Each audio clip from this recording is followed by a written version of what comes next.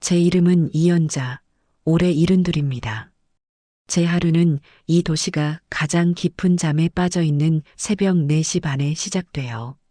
창밖은 아직 한밤중이고 세상의 모든 소음이 잦아든 그 시간에 저는 소리 없이 이부자리를 정돈하고 안방을 나섭니다. 평생을 이렇게 살아왔더니 이제는 자명종 소리보다 제 몸이 먼저 시간을 알아챕니다. 밤새 뻣뻣하게 굳어있던 무릎을 몇 번 주무르고 나면 어김없이 하루의 전쟁이 저를 기다리고 있었죠. 거실에는 어젯밤 아들 내외가 어질러 놓은 흔적들이 가득했습니다. 소파 위에는 아무렇게나 벗어 던진 양말이 뒹굴고 테이블 위에는 과자 부스러기와 음료수 캔이 그대로 놓여 있었어요. 그 풍경을 물끄러미 바라보다 저는 조용히 부엌으로 향했습니다. 제 유일한 핏줄인 아들 우식이, 그런 아들이 세상의 전부라며 시집온 며느리 담이, 그리고 제 눈에 넣어도 아프지 않을 손주 서준이까지, 이 세 사람의 아침을 책임지는 것이 제게 주어진 가장 중요한 임무라고 저는 그렇게 믿어 의심치 않았습니다. 부엌에 들어서 희미한 식탁등을 켜는 것으로 제 하루에 진짜 막이 오릅니다. 가장 먼저 하는 일은 쌀을 씻어 밥솥에 안치는 것이에요. 이게 보통 일이 아닙니다.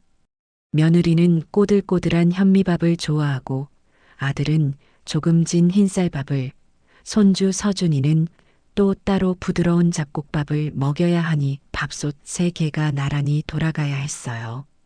어머니, 서준이는 성장기라 영양이 중요하니까 꼭 잡곡 섞어주세요라는 며느리의 말이 귓가에 맴돌았기 때문입니다.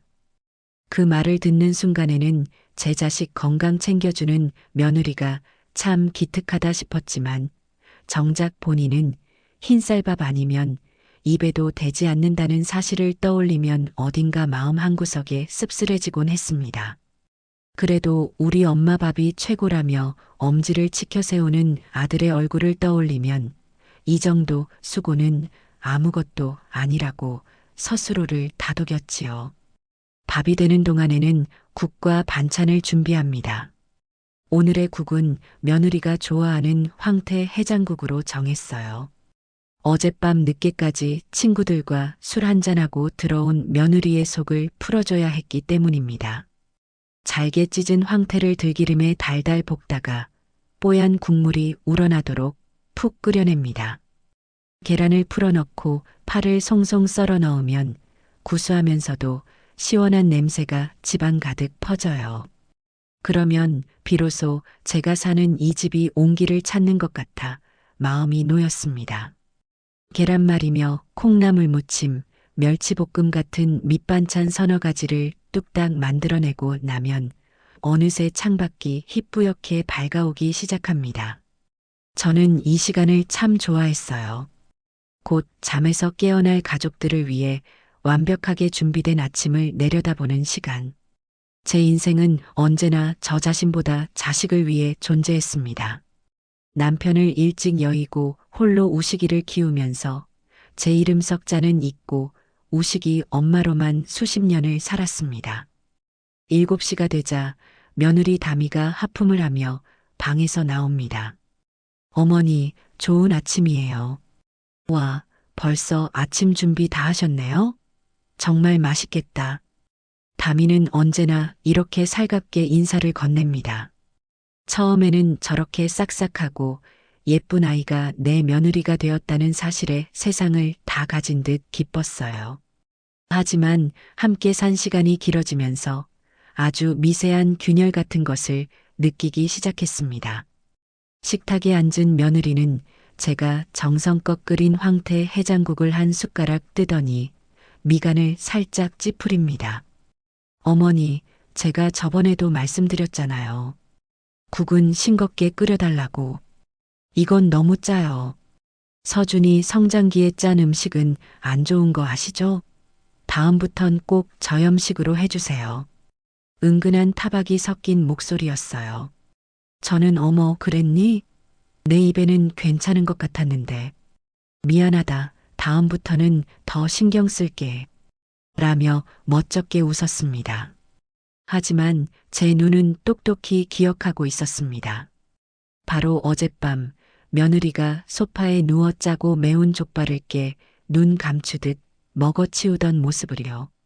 아들 우식이는 그 모든 상황을 아는지 모르는지 연신 맛있다며 밥 한 그릇을 뚝딱 비웠습니다. 아침 식사가 끝나고 출근 준비를 하던 며느리가 거실 소파에 털썩 주저앉으며 한숨을 쉽니다. 아, 피곤해. 어제 회식 때문에 잠을 설쳤더니 영 몸이 찌뿌둥하네.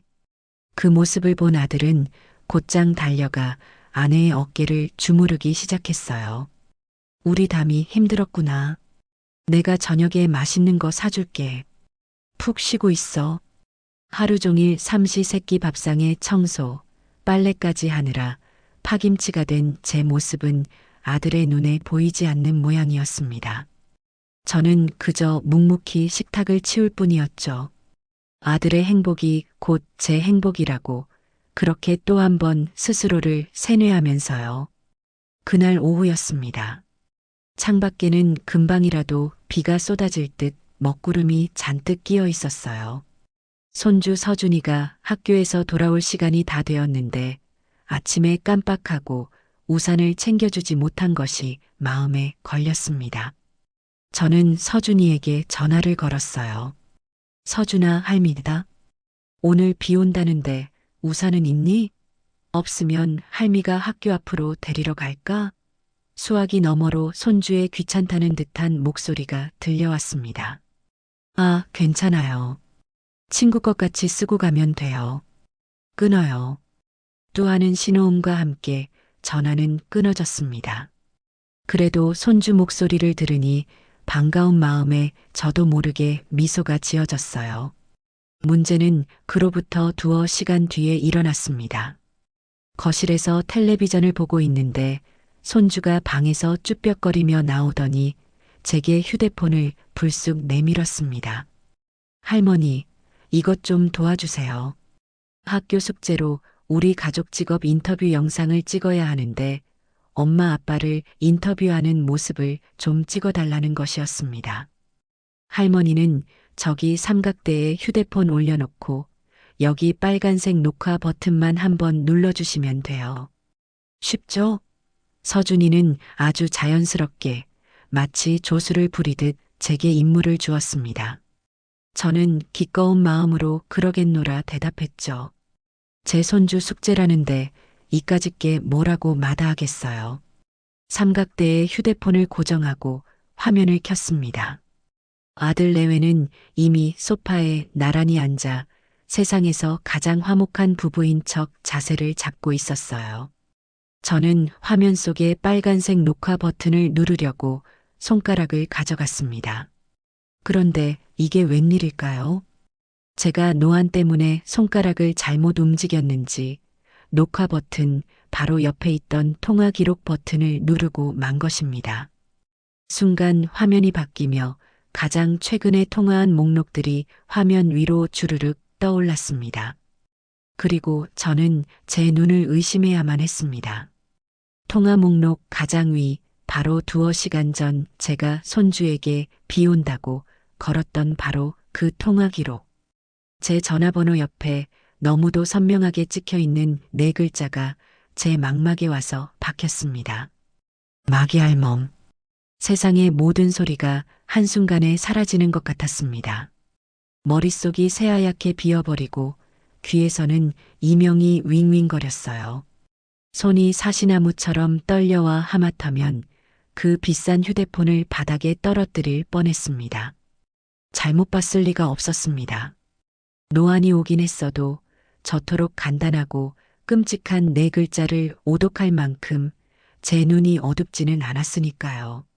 할머니, 뭐 하세요? 빨리 녹화 버튼 눌러주세요. 손주의 재촉하는 목소리에 저는 간신히 정신을 차렸습니다.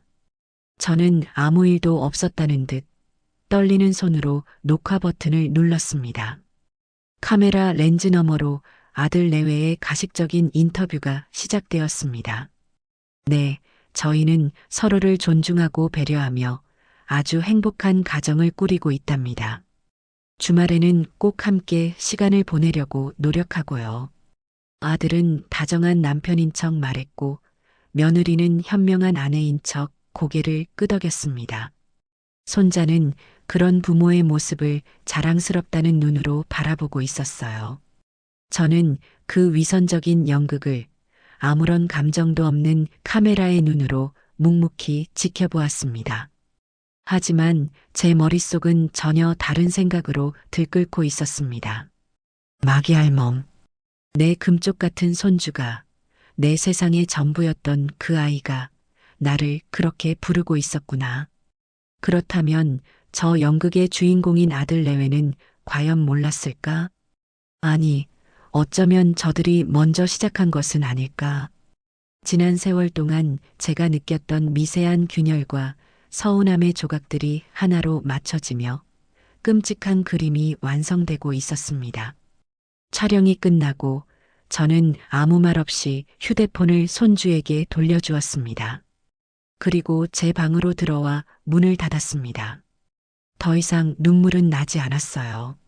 슬픔과 배신감으로 터져버릴 것 같던 제 마음은 차갑고 단단한 무언가로 서서히 굳어가고 있었습니다. 그래, 연극은 이제 끝내야지. 너희가 시작한 이 더러운 연극, 마무리는 이 마귀알멈이 직접 해주마. 어둠 속에서 저는 날카롭게 벼려진 칼날처럼 조용히 그리고 단호하게 빛나고 있었습니다. 그날 밤 저는 한숨도 자지 못했습니다. 눈을 감으면 통화 목록에 선명하게 찍혀 있던 마귀알멈이라는 네 글자가 눈꺼풀 위로 어른거렸고 눈을 뜨면 칠흑 같은 어둠이 제 마음처럼 내려앉아 있었습니다.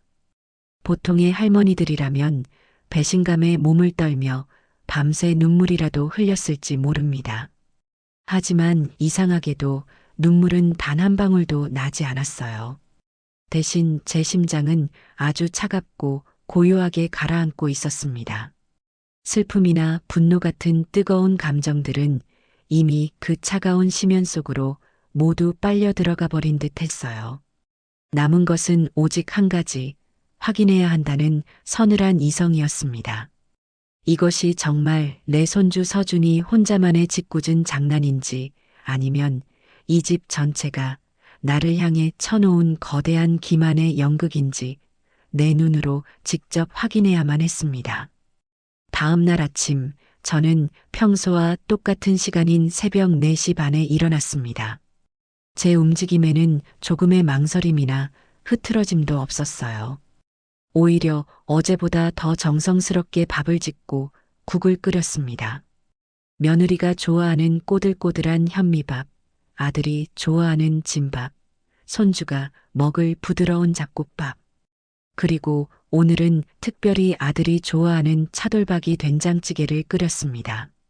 어제 정육점에서 가장 좋은 부위로 끊어온 차돌박이를 달달 볶다가 구수한 집된장을 풀어 넣고 애호박과 두부를 썰어 넣어 보글보글 끓여냈죠.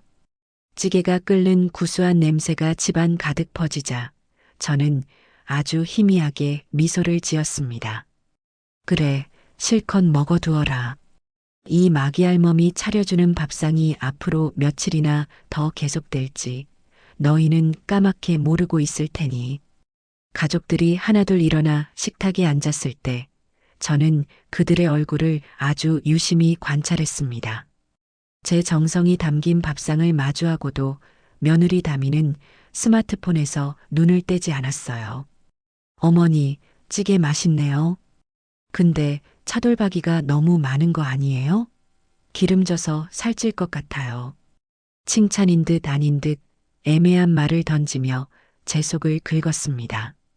아들 우식이는 그런 아내의 말은 들은 채 만 채 연신 맛있다며 밥 한 그릇을 뚝딱 비웠습니다.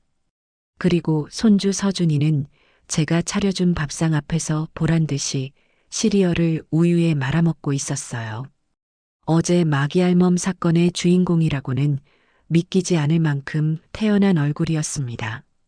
저는 그들의 위선적인 아침 식사 풍경을 묵묵히 지켜보며 제 계획의 첫 단추를 끼울 기회를 엿보고 있었습니다. 기회는 생각보다 빨리 찾아왔어요.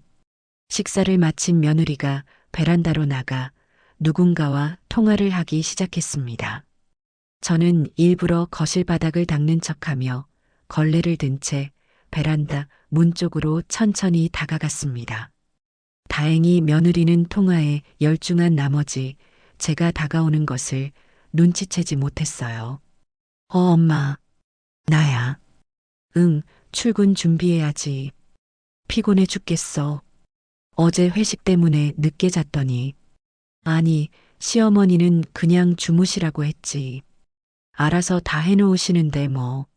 며느리의 목소리는 친정 어머니와 통화할 때 특유의 애교 섞인 짜증이 가득했습니다.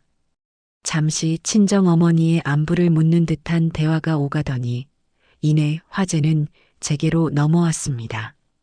우리 시어머니? 뭘 잘해줘. 그냥 집에 있는 집사지 뭐.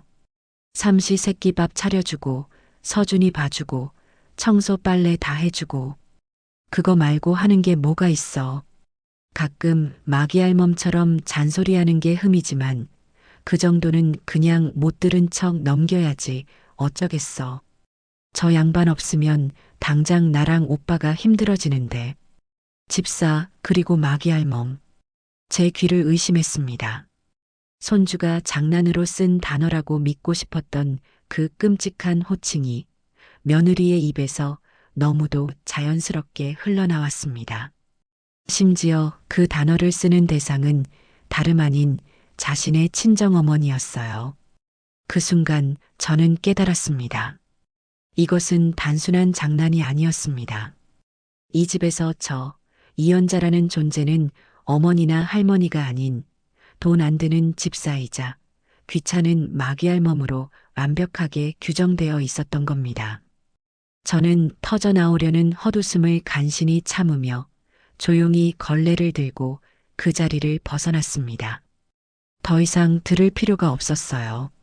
첫 번째 확인은 끝났습니다.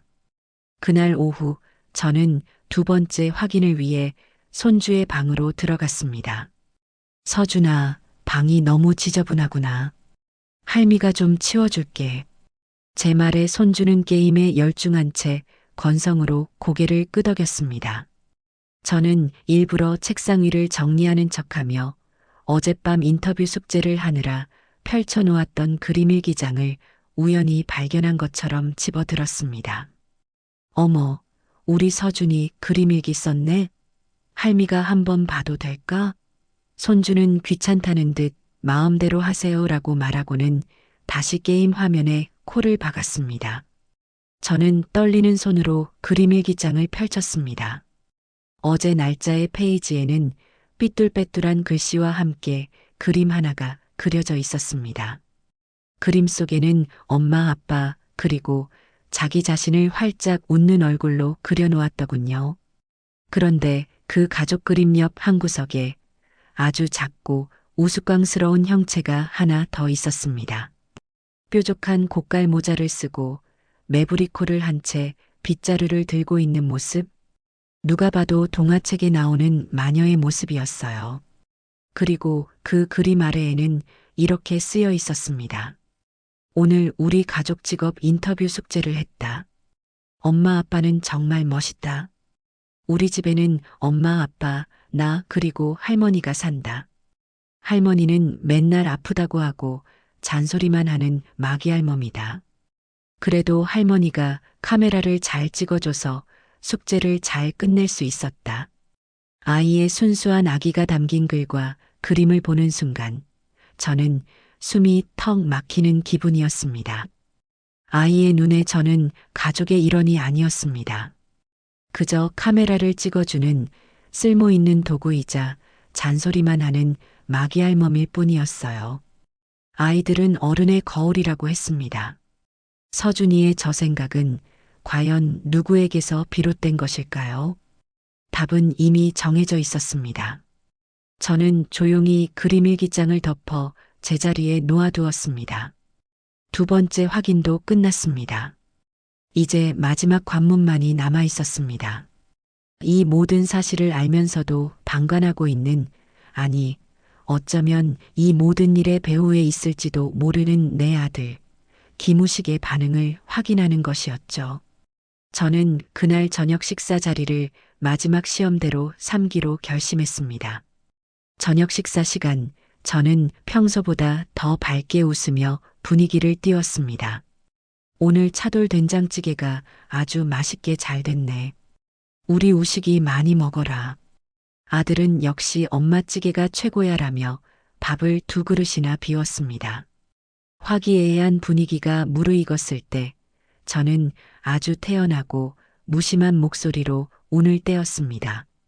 그런데 서준아, 제 부름에 손주가 저를 쳐다보았습니다. 요즘 학교에서는 친구들끼리 별명 부르는 게 유행이니? 오늘 낮에 아파트 놀이터를 지나가는데 어떤 아이가 자기 할머니더러 마귀할멈이라고 부르더라. 어른한테 그런 험한 말을 쓰다니 참 버릇없다고 생각했는데 제 말에 식탁의 공기가 순간 싸늘하게 얼어붙었습니다. 며느리는 사례가 들린 듯 콜록거리며 물을 마셨고 손주는 제 눈을 피하며 밥그릇에 얼굴을 파묻었습니다. 모든 시선이 아들 우식이에게로 향했어요. 제가 던진 미끼를 그가 어떻게 물 것인지 저는 숨죽여 지켜보았습니다. 아들은 잠시 머뭇거리더니 이내 아무것도 아니라는 듯 가볍게 웃으며 말했습니다. 에이 엄마, 뭘 그런 걸 가지고 그래요. 애들 다 그러면서 크는 거죠. 요즘 애들 유튜브 보고 험한 말 많이 배우잖아요. 서준이가 그런 것도 아닌데 너무 예민하게 그러지 마세요. 담이 보기 민망하게, 담이 보기 민망하게. 그 한마디가 제 심장에 비수처럼 날아와 박혔습니다. 아들은 제 상처받은 마음을 헤아리기는커녕 제 아내의 심기가 불편해질까봐 전전긍긍하고 있었습니다. 아들의 세상에서 우선순위는 명확했어요. 늙은 어머니의 존엄성보다는 젊은 아내의 편안함이 훨씬 더 중요했던 겁니다. 그 순간 저는 지난 수십 년간 아들을 위해 바쳤던 제 모든 희생과 사랑이 얼마나 어리석고 헛된 것이었는지 뼈저리게 깨달았습니다. 저는 이 집에서 완벽한 이방인이자 그들의 평화를 위해 존재하는 방해물에 불과했습니다. 저는 더 이상 아무 말도 하지 않았습니다. 그저 희미하게 웃으며 그렇구나. 내가 괜한 소리를 했네라고 말하며 상황을 마무리 지었습니다. 하지만 제 머릿속은 그 어느 때보다도 명료해졌습니다. 모든 확인은 끝났습니다. 이제 의심의 여지는 없어요. 그들은 가족이라는 이름으로 나를 기만하고 착취해 온 내 인생의 가장 교활한 적들이었습니다. 그날 밤 저는 다시 잠을 이루지 못했습니다. 하지만 지난밤과는 달랐어요. 더 이상 배신감에 몸서리치지 않았습니다. 대신 앞으로 제가 무엇을 어떻게 해야 할지에 대한 명확한 계획들이 머릿속에서 차곡차곡 세워지고 있었습니다. 조용한 관찰의 시간은 끝났습니다. 이제는 행동에 나설 때였습니다. 이 지긋지긋한 연극의 막을 내리고 내 인생의 온전한 주도권을 되찾기 위한 조용한 전쟁의 서막이 그렇게 밝아오고 있었습니다. 마귀알멈이라는 낙인이 찍힌 후 맞이한 세 번째 아침, 저는 그 어느 때보다도 평온한 마음으로 눈을 떴습니다. 지난 이틀간의 확인 작업은 제게 남은 마지막 한 조각의 미련마저 깨끗하게 도려내는 고통스럽지만 꼭 필요한 외가 수술과도 같았어요. 이제 제 마음속에는 그 어떤 감정의 동요도 남아있지 않았습니다. 오직 차갑고 명료한 계획만이 존재할 뿐이었죠. 그날 아침 저는 평소보다 30분 일찍 집을 나섰습니다. 아들 내외에게는 오랜만에 동네 목욕탕 가서 뜨거운 물에 몸 좀 푹 지지고 오겠다는 말을 남겼습니다. 며느리는 네, 어머니. 잘 다녀오세요. 점심 식사 전에는 들어오셔야 해요라며 제 건강에 대한 염려보다는 자신의 점심 식사를 챙기는 말을 잊지 않았습니다. 저는 속으로 웃으며 현관문을 나섰습니다. 그래, 점심 식사 전에는 들어가 주마. 하지만 그 전에 내가 해야 할 아주 중요한 일들이 있단다. 제 첫 번째 목적지는 목욕탕이 아닌 시내 중심가에 있는 주거래 은행이었습니다. 평생을 거래해 온 덕분에 저는 그 은행의 VIP 고객이었고 도착하자마자 곧장 안락한 상담실로 안내를 받았습니다. 따뜻한 차를 한 잔 마주하고 앉아 저는 가방에서 주섬주섬 여러 개의 통장을 꺼내 은행 직원 앞에 펼쳐 보였습니다. 아들 대학 등록금을 위해 붓던 희망 적금 통장, 남편이 남겨준 사망보험금을 묻어두었던 정기예금 통장, 며느리 몰래 비상금으로 차곡차곡 모아온 쌈짓돈 통장까지 제 지난 세월의 피와 땀이 고스란히 담긴 통장들이었죠. 여기 있는 모든 예금을 해지해서 이 하나의 계좌로 전부 이체해 주십시오. 제 목소리는 낮고 차분했지만 그 안에는 강철 같은 의지가 담겨 있었습니다. 그리고 이 계좌는 저 외에는 그 누구도 심지어 제 아들이라 할지라도 조회하거나 인출할 수 없도록 가장 높은 등급의 보안을 설정해 주시기 바랍니다. 인터넷 뱅킹이나 스마트폰 뱅킹도 일절 신청하지 않겠습니다. 오직 저, 이연자 본인이 이 창구에 직접 와야만 모든 거래가 가능하도록 만들어주세요. 은행 직원은 제 단호한 어조에 놀란 듯 했지만 곧 능숙하게 업무를 처리하기 시작했습니다. 며느리는 결혼 초부터 어머니, 저희가 관리해 드릴게요. 요즘은 앱으로 하는 게 이자도 더 쳐주고 편해요라며 제 통장들을 호시탐탐 노려왔습니다. 그때마다 저는 늙어서 그런 건 잘 모른다며 어물쩍 웃어넘겼지요. 그 거절이 얼마나 현명한 판단이었는지 저는 뼈저리게 느끼고 있었습니다. 흩어져 있던 제 모든 금융 자산이 단 하나의 계좌로 모이고 그 통장의 잔고가 찍힌 종이를 건네받았을 때 저는 비로소 제 인생의 완전한 주도권을 되찾은 기분이었습니다. 이 돈은 이제 저를 지켜줄 가장 강력한 무기이자 누구도 빼앗을 수 없는 저의 성체가 될 것이었습니다. 은행을 나온 제가 향한 곳은 바로 옆 건물에 있는 보험회사였습니다. 저는 결혼 후 남편과 함께 가입했던 종신보험과 몇 해 전 아들의 성화에 못 이겨 가입했던 암보험 증서를 가지고 있었어요. 물론 두 보험의 수익자는 모두 외아들인 기무식으로 되어 있었습니다. 제가 만약 잘못되기라도 하면 그 모든 돈은 고스란히 아들에게 돌아가도록 설계되어 있었죠. 저는 창구 직원에게 망설임 없이 말했습니다. 여기 두 보험의 지정 수익자를 모두 변경하고 싶습니다. 직원이 누구로 변경할 것인지 묻자 저는 잠시 창밖을 바라본 뒤 입을 열었습니다. 지정 수익자 없음으로 처리해 주십시오. 제가 죽으면 법에서 정한 대로 제 법정 상속인에게 지급되도록 말입니다. 그것은 제가 아들에게 베푸는 마지막 온정이자 동시에 서늘한 경고였습니다. 아들이 여전히 제 유일한 법정 상속인이기는 했지만 지정 수익자라는 특권을 박탈함으로써 저는 너는 더 이상 내 특별한 존재가 아니다라는 무언의 메시지를 던진 셈이었죠. 만약 아들이 제게 씻을 수 없는 잘못을 저지른다면 저는 언제든지 유언장을 통해 제 재산을 다른 곳에 기부할 수도 있다는 가능성을 열어둔 것입니다. 모든 서류 절차를 마치고 보험회사 문을 나서는 제 발걸음은 날아갈 듯이 가벼웠습니다. 제 인생의 안전장치를 오롯이 저 자신을 위해 다시 설계한 기분이었습니다. 집으로 돌아오니 11시가 조금 넘은 시간이었습니다.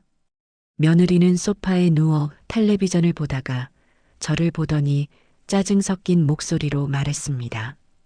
어머니, 왜 이렇게 늦게 오세요? 벌써 점심시간 다 됐는데.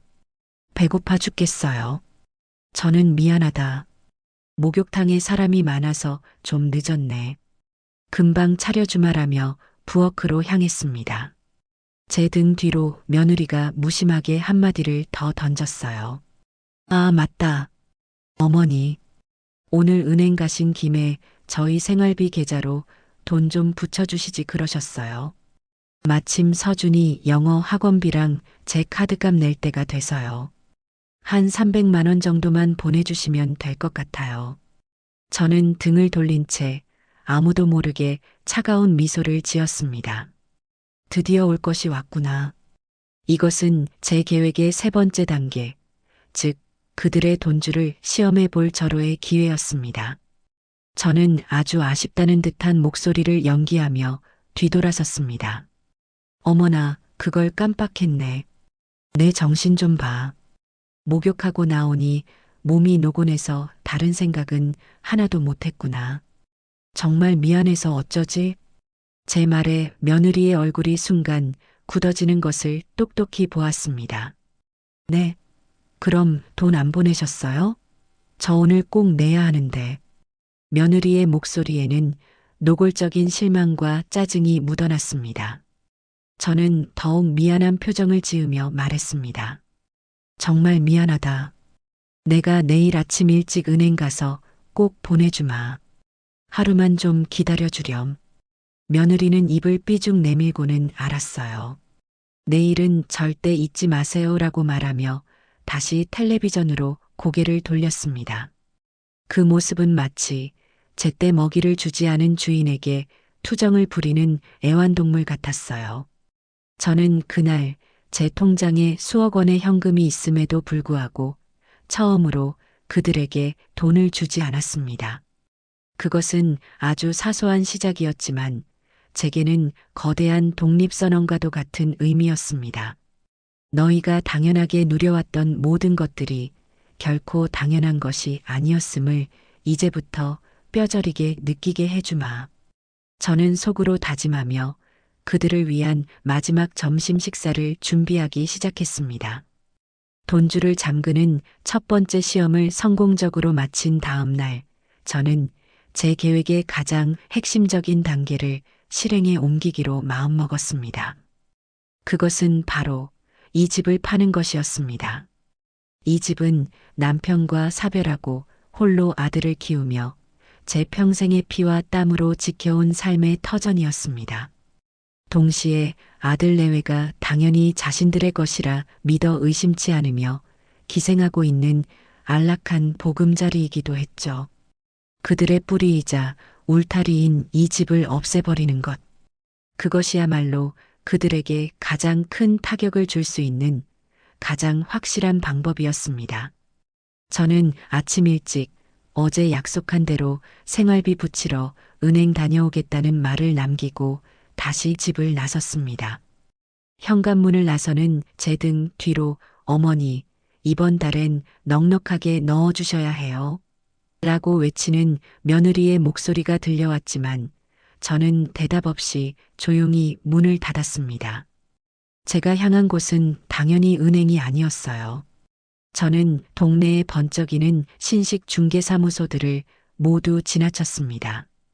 젊고 싹싹한 중개인들이 통유리창 너머로 호객행위를 하는 그곳들을 지나 허름한 골목 어귀에 자리한 대성부동산으로 향했습니다. 30년 넘게 이 동네를 지켜온 지금은 백발이 성성한 사장님이 홀로 낡은 주파나를 튕기며 운영하는 곳이었죠. 돌아가신 제 남편과도 막역한 사이였던 분이라 제 사정을 누구보다 잘 아는 믿음직한 사람이었습니다. 먼지 쌓인 유리문을 열고 들어서자 오래된 종이 냄새와 함께 구수한 보리차 냄새가 저를 맞았습니다. 돋보기 안경 너머로 저를 알아본 사장님이 화들짝 놀라며 자리에서 일어섰습니다. 아이고, 연자 씨 동생 아니신가? 이게 얼마만입니까? 귀한 걸음을 다 하셨네요. 저는 사장님의 인사에 가볍게 고개를 끄덕여 보인 뒤 그의 맞은편 낡은 가죽 소파에 깊숙이 앉았습니다. 그리고 조금의 망설임도 없이 품 안에서 세월의 흔적이 묻어나는 집문서가 담긴 묵직한 봉투를 꺼내 묵직한 소리를 내며 테이블 위에 올려놓았습니다. 사장님, 저 오늘 중대한 결심을 하고 왔습니다. 제 목소리는 낮고 차분했지만 그 안에는 흔들림 없는 의지가 담겨 있었습니다. 이 집을 팔아야겠습니다. 조건은 두 가지입니다. 시장에 나올 수 있는 최고가여야 하고 가장 빠른 시일 내에 그리고 가장 조용하게 처리되어야 합니다. 수수료는 걱정 마시고 두둑이 챙겨드리겠습니다. 제 말에 부동산 사장님의 입이 떡 벌어졌습니다. 그는 잠시 말을 잇지 못하고 저와 집문서를 번갈아 쳐다보았습니다. 아니, 이게 무슨 말씀이십니까? 갑자기 집은 왜 파세요? 혹시 우식이 사업에 무슨 문제라도 생겼어요? 아니면 어디 편찮으신 겁니까? 그는 진심으로 저를 걱정하는 눈빛이었습니다. 우식이 아버지가 이 집 사던 날 세상을 다 가진 것 같다고 나랑 막걸리를 얼마나 마셨는데 그걸 어떻게 팔아요? 하지만 저는 단호하게 고개를 저었습니다. 아무것도 묻지 마시고 제가 부탁드린 대로만 처리해 주십시오. 이제는 저도 제 인생을 좀 살아봐야겠습니다. 제 인생을 살아봐야겠다는 마지막 말에 담긴 무게를 사장님은 알아들은 듯 했습니다. 그는 더 이상 묻지 않고 무겁게 고개를 끄덕였습니다. 알겠습니다. 연자 씨 동생 뜻이 그렇다면야 제가 가진 모든 인맥을 동원해서 가장 좋은 조건으로 가장 조용하게 처리해 드리겠습니다. 아무 걱정 마십시오. 든든한 약속을 받고 부동산을 나오는데 마음 한편이 시큰하면서도 동시에 후련해지는 기분이었습니다. 며칠 뒤 부동산 사장님에게서 연락이 왔습니다. 마침 현금 부자인 사업가 한 분이 자녀의 학군 때문에 이 동네로 이사를 오고 싶어 하는데 제가 내놓은 집의 위치와 구조를 아주 마음에 들어 한다는 것이었습니다. 시세보다 높은 가격을 제시했고 계약도 최대한 서두르고 싶다는 꿈 같은 조건이었죠. 단 계약을 진행하기 전에 집을 한번 직접 보고 싶다는 말을 덧붙였다고 합니다. 저는 아들 내외가 모두 출근하고 없는 평일 낮 2시로 약속을 잡았습니다. 약속 당일 저는 아침부터 집안 구석구석을 쓸고 닦으며 손님 맞을 준비를 했습니다. 그것은 단순히 집을 잘 팔기 위한 청소가 아니었습니다. 제 손으로 직접 꾸민 정든 집에 대한 마지막 예의이자 저의 지난 세월에 대한 작별 인사와도 같았어요. 남편과 함께 고른 소파에 묵은 먼지를 털어내고 아들이 어릴 적 키를 재던 문설주의 낙서를 가만히 쓸어보았습니다. 그 모든 것이 어딘가 서글프기도 했지만 이 모든 것이 제 자유를 위한 과정이라고 생각하니 오히려 힘이 났습니다. 오후 2시가 되자 부동산 사장님과 함께 중후한 인상의 신사 한 분이 집으로 들어왔습니다. 그는 집안을 꼼꼼히 둘러보며 연신 감탄사를 터뜨렸어요. 사모님, 집 관리를 정말 잘하셨네요. 햇살도 잘 들고 기운이 참 좋은 집입니다. 제 아내와 아이들이 정말 좋아하겠습니다. 마음에 쏙 듭니다. 그의 말에 저는 이 집이 좋은 주인을 만나게 되었다는 생각에 조금은 마음이 놓였습니다. 그런데 그가 한창 안방을 둘러보고 있을 때 제 휴대폰이 요란하게 울리기 시작했습니다. 화면에는 며느리라는 세 글자가 선명하게 떠 있었습니다. 저는 심장이 덜컥 내려앉는 것을 느끼며 손님들에게 양해를 구하고 조용히 베란다로 나가 전화를 받았습니다. 어머니, 지금 어디세요? 서준이가 오늘 학교에서 준비물을 안 가져갔다고 해서요. 제가 지금 회사라 잠깐 집에 들러서 챙겨가려고 하는데 괜찮으시죠? 청천벽력 같은 소리였습니다. 저는 애써 태어난 목소리를 유지하며 머리를 빠르게 굴렸습니다. 어머, 담이야. 어쩌니? 내가 지금 아파트 경로당에 잠깐 나와 있단다. 오늘이 8월 노래자랑 예선이라서 아주 시끌벅적하거든. 그리고 집에 맞다. 오늘 내 오랜 고향 친구들이 집 구경하고 싶다고 해서 와 있단다. 지금 한창 집 구경 중이라 내가 오면 좀 불편할 텐데. 준비물이 많이 급한 거니? 저는 일부러 전화기 너머로 들릴 만큼 큰 소리로 아이고, 김영감님, 그 노래 한 곡 더 하시게. 앵콜. 이라고 외치며 경로당에 있는 척 연기를 했습니다. 제 임기응변이 통했는지 며느리는 전화기 너머로 짜증이 섞인 한숨을 내쉬며 말했습니다. 아, 친구분들 와 계세요? 그럼 할 수 없죠, 뭐. 괜히 손님들 계신데 방해할 수는 없으니까. 그냥 제가 문방구에서 사서 갖다 줘야겠네요. 알았어요, 끊어요. 며느리의 목소리에는 제 친구들의 방문을 염려하는 기색은 전혀 없었고 오직 자신의 수고로움에 대한 불평만이 가득했습니다. 저는 안도의 한숨을 내쉬며 거실로 돌아왔습니다. 다행히 집을 보러 온 신사는 아무것도 눈치채지 못한 듯 만족스러운 표정으로 사장님과 이야기를 나누고 있었습니다. 그날 오후 저는 그 자리에서 바로 가계약서에 도장을 찍었습니다. 제 평생의 보금자리가 그렇게 조용히 다른 사람의 손으로 넘어가게 된 것입니다. 집을 팔기로 결정하고 나니 제 마음은 더욱 단단해졌습니다. 하지만 이 모든 계획을 실행에 옮기기 전 저는 그들에게 마지막 기회를 주기로 했습니다. 제 양심의 한치의 후회나 미련도 남기지 않기 위한 저 자신을 위한 최종 확인 절차였어요. 저는 그날 저녁부터 시름시름 앓는 연기를 시작했습니다. 일부러 다리를 절뚝이며 허리를 붙잡고 금방이라도 숨이 넘어갈 듯 힘없는 목소리를 냈습니다. 아이고, 허리야, 아이고, 무릎이야. 온몸이 쑤시는구나.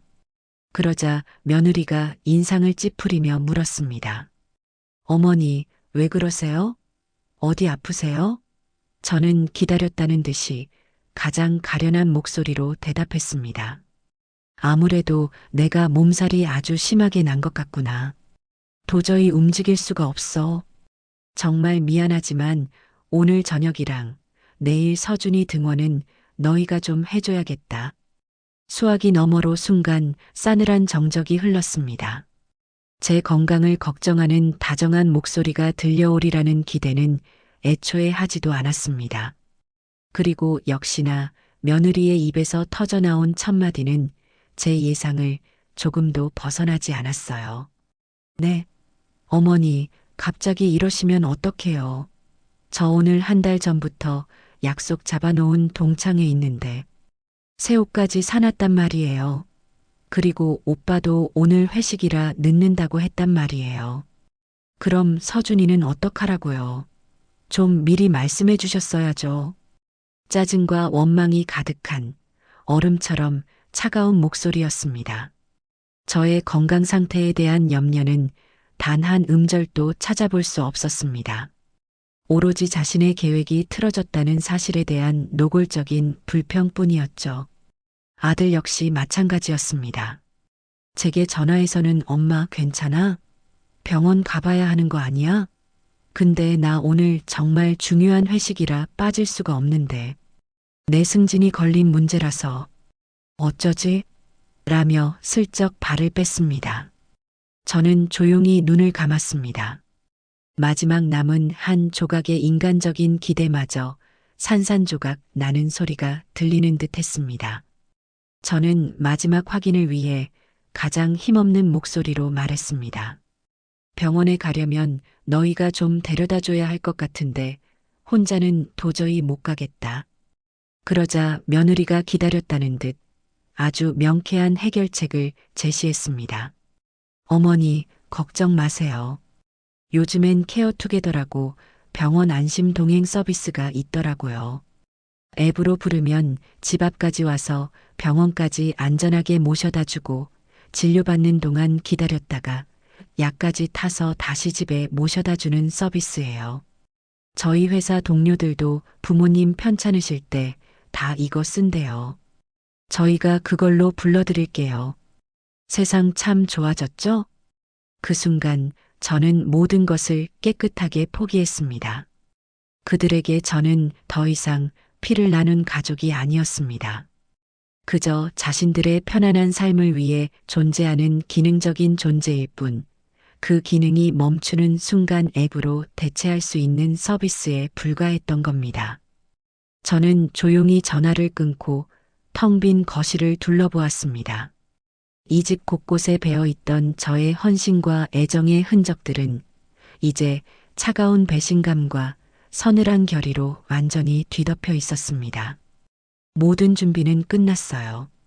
이제 가면을 벗기고 이 지긋지긋한 연극의 막을 내릴 시간만이 남아 있었습니다. 운명의 날은 토요일 저녁으로 정해졌습니다.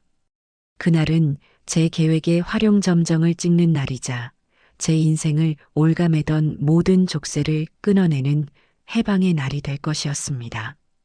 그 디데이를 앞두고 저는 마지막 퍼즐 조각을 맞추기 위해 분주하게 움직였습니다. 제 모든 행동은 수십 년간 반복해온 일상처럼 물 흐르듯 자연스러웠고 그들의 의심을 살 만한 구석은 단 한 군데도 없었어요. 그들은 제가 차려주는 따뜻한 밥을 먹고 제가 청소해 놓은 깨끗한 집에서 편안하게 잠들며 자신들이 딛고 선 땅이 거대한 싱크홀처럼 무너져 내리고 있다는 사실을 까맣게 모르고 있었습니다. 수요일 오전, 저는 부동산 사장님과 함께 법무사 사무실을 찾았습니다. 낡은 서류 냄새와 잉크 냄새가 섞여 묘한 권위를 풍기는 그곳에서 저는 제 인생의 가장 중요한 서류의 마지막 도장을 찍을 준비를 하고 있었습니다.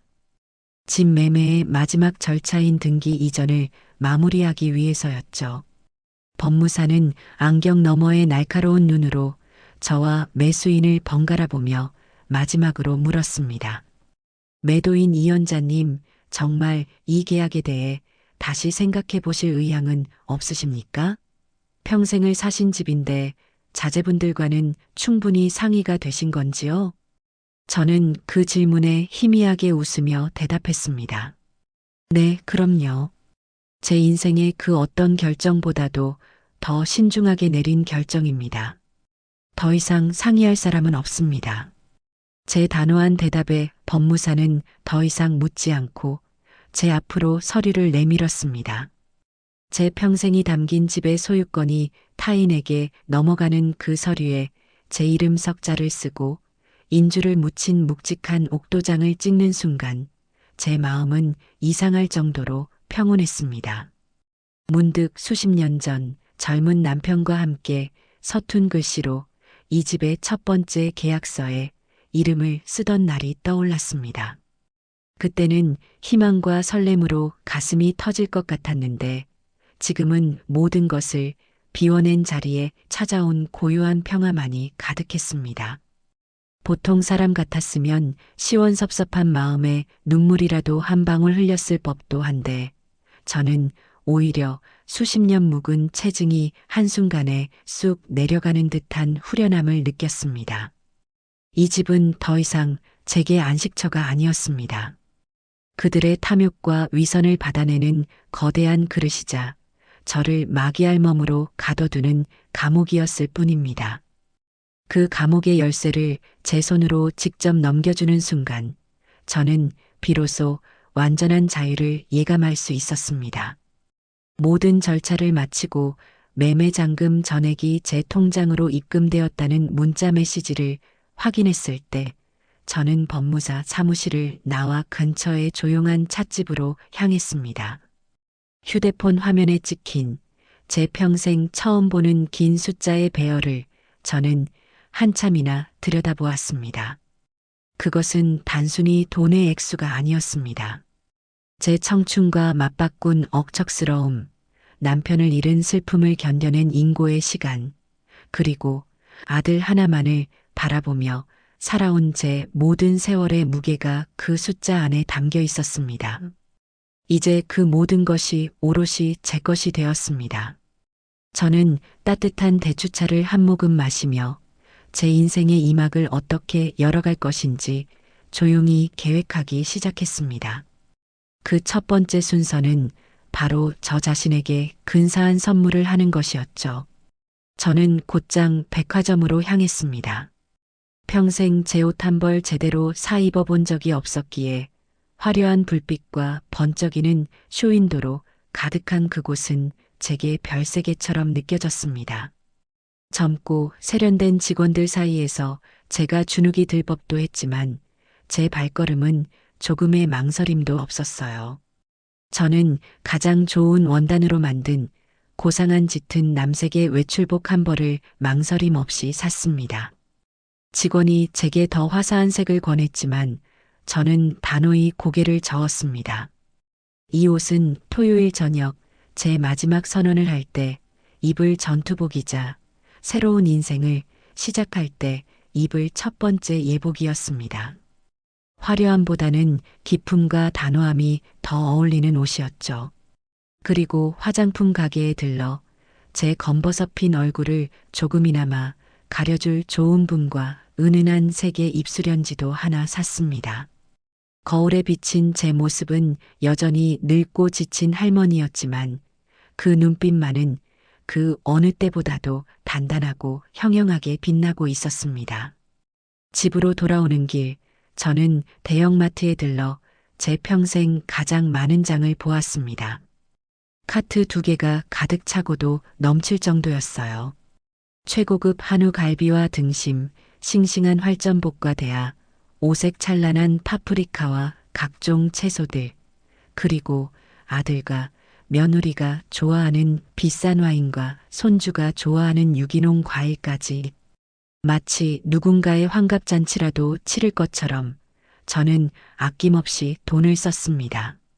계산대 직원이 놀란 눈으로 저를 쳐다볼 정도였죠.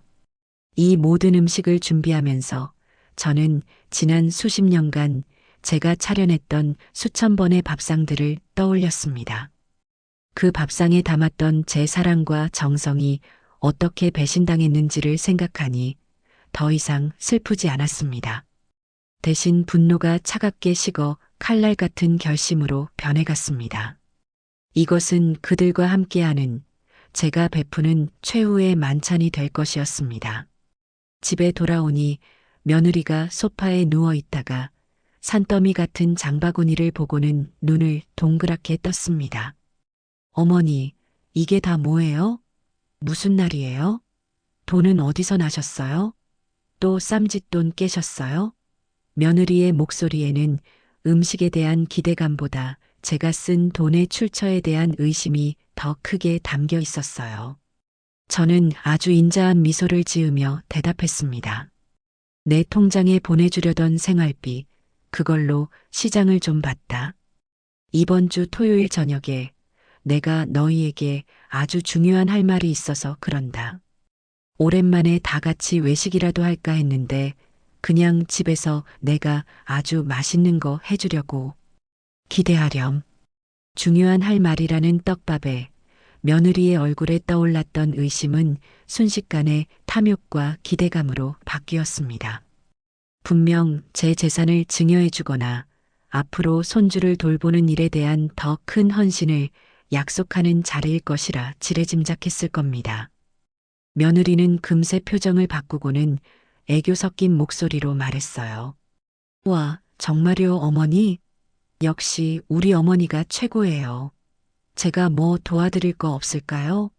저는 손을 내저으며 말했습니다. 아니다. 너는 편히 쉬고 있어라. 이건 온전히 내가 너희에게 베푸는 선물이니 맛있게 먹을 준비나 하렴.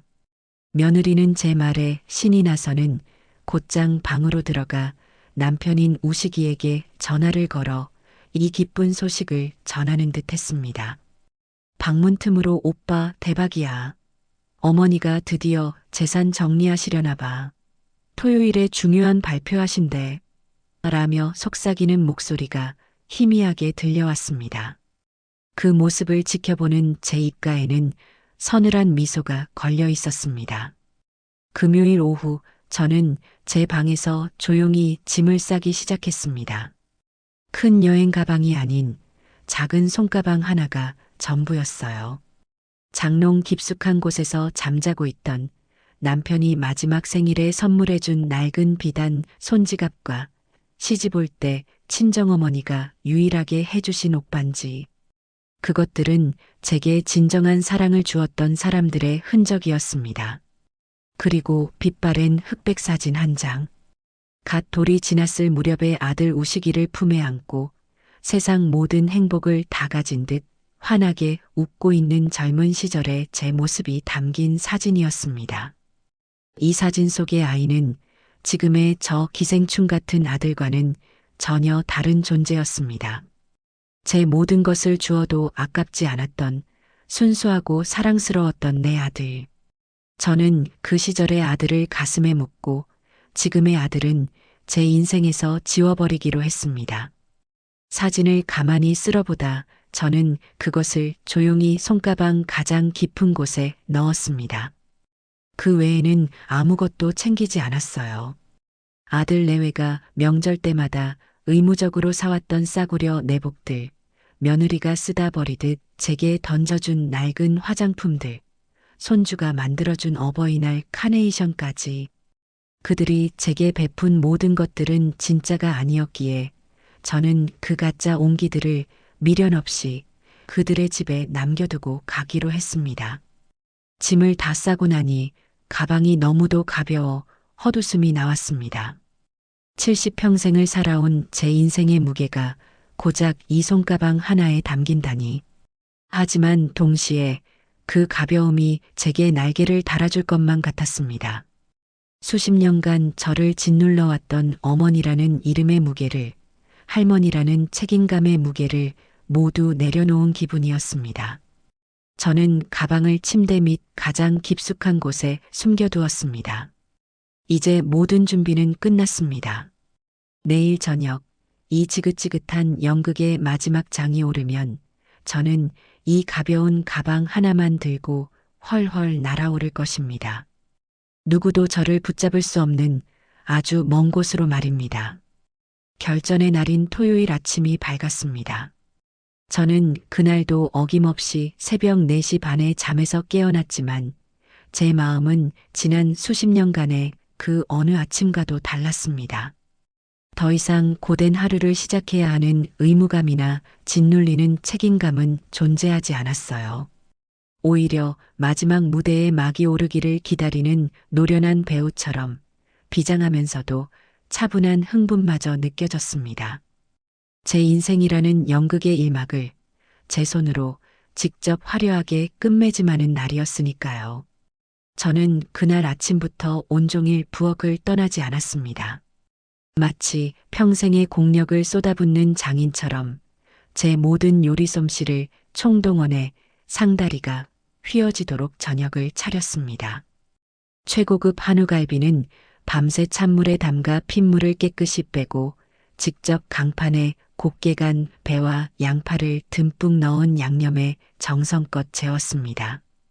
이 갈비찜은 아들 우식이가 어릴 적 생일상에 올려주면 가장 좋아했던 음식이었습니다. 그때는 아들이 맛있게 먹는 모습만 봐도 배가 불렀지만 지금은 그저 마지막 의무를 다하는 차가운 마음뿐이었습니다. 압력솥에 푹 쪄낸 갈비찜은 젓가락만 대도 살이 스르르 발라질 만큼 부드럽게 완성되었죠. 싱싱한 활전복은 칫솔로 구석구석 깨끗이 닦아내고 칼집을 촘촘히 내어 버터에 노릇하게 구워냈습니다. 며느리 다미가 해산물을 좋아한다는 사실을 기억하고 준비한 요리였습니다. 그녀가 처음 이 집에 시집와 어머니, 전복 버터구이 정말 좋아해요라며 애교를 떨던 모습이 떠올랐지만 이제 그 기억은 역겨운 위선으로만 느껴졌습니다. 오색 찬란한 파프리카와 버섯을 듬뿍 넣은 잡채는 금방 불지 않도록 당면을 따로 삶아 정성껏 무쳤습니다. 그 외에도 손수 반죽하여 곱게 부친 녹두전과 동태전, 쌉쌀한 향이 일품인 더덕구이, 제철을 맞아 향긋한 취나물과 고사리나물 무침까지 식탁 위에는 빈틈이 보이지 않을 정도로 10가지가 넘는 요리들이 화려하게 차려졌습니다. 심지어 저는 평소에는 잘 쓰지 않던 장롱 깊숙이 보관해 두었던 최고급 유기그릇까지 꺼내 음식을 담았습니다. 마치 누군가의 환갑잔치나 명절 당일 같았어요. 이 모든 음식을 준비하면서도 저는 조금도 힘들지 않았습니다. 이것은 노동이 아니었습니다. 제 과거와의 작별을 고하는 장엄하고 신성한 의식이었으니까요. 저녁 7시 아들 내외와 손주가 식탁에 둘러앉았습니다. 평소와는 다른 화려한 상차림과 번쩍이는 유기그릇에 그들의 얼굴에는 감탄과 노골적인 기대감이 가득했어요. 와, 어머니, 오늘 정말 무슨 날이에요? 완전 임금님 수라상이네요. 역시 어머니 음식 솜씨는 대한민국 최고예요. 아들은 호들갑을 떨며 엄지를 치켜 세웠고 며느리는 이미 눈으로 어떤 음식을 먼저 먹을지 탐색하며 입맛을 다셨습니다. 어머님 정말 대단하세요. 이 귀한 걸 언제 다 준비하셨어요? 저희 오늘 정말 입이 호강하겠네요. 손주 서준이마저 할머니 갈비찜 냄새가 장난 아니에요. 라며 의자를 당겨 앉았습니다. 저는 아주 인자한 할머니의 미소를 지으며 말했습니다. 그래, 오늘 많이들 먹어라. 며칠 전부터 너희에게 맛있는 밥 한 끼 차려주고 싶어서 준비했단다. 특히 우리 서준이 좋아하는 갈비찜 실컷 먹으렴. 저는 가장 크고 부드러운 갈비찜 한 덩이를 손주의 밥그릇 위에 올려주었습니다. 그들은 제 의도를 전혀 눈치채지 못한 채 눈 감추듯 음식을 먹어치우기 시작했습니다. 아들은 아내에게 가장 맛있는 전복을 집어주고 며느리는 아들에게 애교를 부리며 술을 따랐습니다. 그들만의 세상이었죠. 저는 그런 그들의 모습을 하나하나 제 눈에, 제 마음에 새기며 조용히 물만 마셨습니다. 제 앞에는 밥 한 술 뜨지 않은 깨끗한 그릇만이 놓여 있었지만 그들은 너무도 식사에 열중한 나머지 그 사실조차 알아채지 못했습니다. 네, 이것은 그들과 함께하는 제가 베푸는 최후의 만찬이었습니다. 실컷 먹어두어라. 이 마귀알몸이 차려주는 마지막 밥상이니 왁자지껄한 식사가 끝나고 제가 향긋한 과일과 직접 담근 매실차를 내어놓았을 때 드디어 제가 입을 열었습니다. 시끌벅적하던 식탁에 순간 정적이 흘렀고 배를 두드리던 아들과 며느리는 드디어 올 것이 왔다는 듯 자세를 고쳐 앉고 기대감 어린 눈으로 저를 바라보았습니다. 분명 제 입에서 나올 중요한 할 말이 자신들의 미래를 보장해줄 달콤한 유산 상속 이야기이거나 최소한 손주 학원비라도 두둑이 보태주겠다는 약속일 것이라 굳게 믿고 있는 눈치였습니다. 오늘 이렇게 다 모이라고 한 건 다른 게 아니다. 저는 찻잔을 내려놓고 정면으로 며느리 다미를 똑바로 쳐다보았습니다. 제 서늘하고 고든 시선을 마주한 다미의 눈이 미세하게 흔들리는 것을 놓치지 않았어요. 다미야, 내가 며칠 전에 내 시어미의 이름을 내 손주 휴대폰에서 우연히 봤다. 제 말에 다미의 얼굴이 눈에 띄게 굳어졌습니다. 아들 우식이는 무슨 영문인지 몰라 엄마 갑자기 그게 무슨 이라며 저와 다미를 번갈아 쳐다볼 뿐이었죠. 저는 잠시 말을 멈추고 그 숨막히는 정적을 즐겼습니다. 그리고 가장 차분하고 냉정한 하지만 모든 사람의 심장을 꿰뚫을 만큼 날카로운 목소리로 다음 말을 이었습니다. 내 이름이 마귀알멈이라고 저장되어 있더구나. 쨍그랑 날카로운 소리가 거실을 울렸습니다. 며느리가 들고 있던 과일 포크를 사기 접시 위로 떨어뜨린 소리였어요. 다미의 얼굴은 순식간에 새하얗게 질려 핏기 하나 없었고 아들 우식의 얼굴은 당혹감과 불신 그리고 이해할 수 없다는 표정으로 흉하게 일그러졌습니다. 엄마 그게 무슨 말이야? 다미, 너 이게 사실이야? 엄마한테 설명 좀 해봐. 아들의 다그침에 며느리는 입술을 파르르 떨며 필사적으로 변명을 쥐어짰습니다. 목소리는 심하게 떨리고 있었어요. 어머니, 그건 절대 그런 뜻이 아니고요. 그냥 친구들끼리 장난으로 서준이가 요즘 유튜브 보고 이상한 말을 배워와서 애칭처럼 아시잖아요. 요즘 젊은 사람들. 정말이에요, 어머니. 오해세요. 서준이가 할머니를 얼마나 좋아하는데요. 그때였습니다. 저는 기다렸다는 듯이 며느리의 구차한 변명을 산산조각 낼 마지막 카드를 꺼내 들었습니다. 저는 피식하고 경멸이 가득 담긴 웃음까지 터뜨렸습니다. 제 웃음소리에 며느리의 얼굴은 더욱 공포에 질려갔어요. 장난이라고? 애칭이라고? 저는 찻잔을 들어 한 모금 마신 뒤 찻잔을 내려놓으며 나지막이 말했습니다. 그래, 100번 양보해서 그건 서준이의 짓궂은 장난이었다고 치자. 그럼 며칠 전 내 친정어미와 통화하면서 우리 시어머니 그냥 집에 있는 집사지 뭐. 가끔 마귀알몸처럼 잔소리하는 게 흠이지만 이라고 말한 것도 그저 장난이었겠구나. 제가 그녀의 말을 토씨 하나 틀리지 않고 그대로 읊자 며느리의 동공이 지진이라도 난 듯 격렬하게 흔들렸습니다. 자신의 비밀스러운 뒷담화를 제가 모두 알고 있었다는 사실에 경악을 금치 못하는 얼굴이었어요. 그 한마디에 모든 상황은 종료되었습니다. 며느리는 더 이상 아무런 변명도 하지 못하고 잿빛이 된 얼굴로 고개를 푹 숙였습니다. 모든 진실을 알아버린 아들은 배신감에 찬 눈으로 아내를 그리고 어쩔 줄 모르겠다는 참담한 눈으로 저를 바라보았습니다. 저는 그 순간 자리에서 천천히 일어났습니다. 그리고 제 인생을 건 가장 장엄하고 비장한 마지막 선언을 시작했습니다. 제 목소리는 떨리지 않았습니다. 오히려 얼음장처럼 차갑고 단단했으며 한 음절 한 음절이 비수처럼 날아가 그들의 심장에 박혔습니다. 나는 너를 아들로 키우고 너를 며느리로 맞아 내 모든 것을 내주었다. 내 남은 인생은 너희의 행복을 위해 존재한다고 믿었다. 하지만 너희는 그 고귀한 시간 동안 나를 마귀알몸과 집사로 취급하며 뒤에서 비웃고 모욕했구나.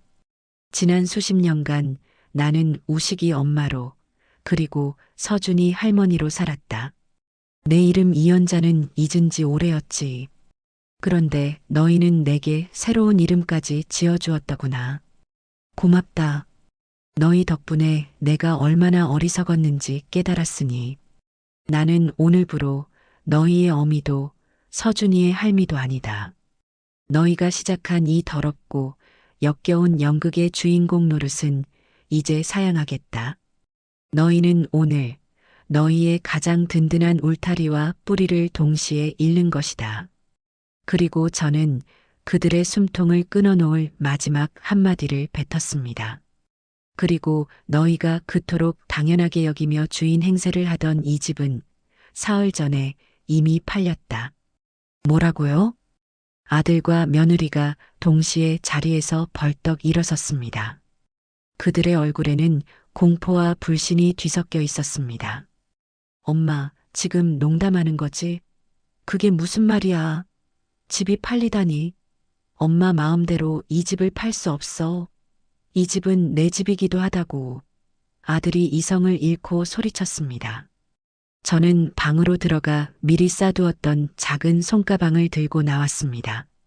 그리고 그들의 면전에 집 매매 계약서 사본과 제 이름으로 찍힌 통장 잔고 증명서를 함께 던졌습니다.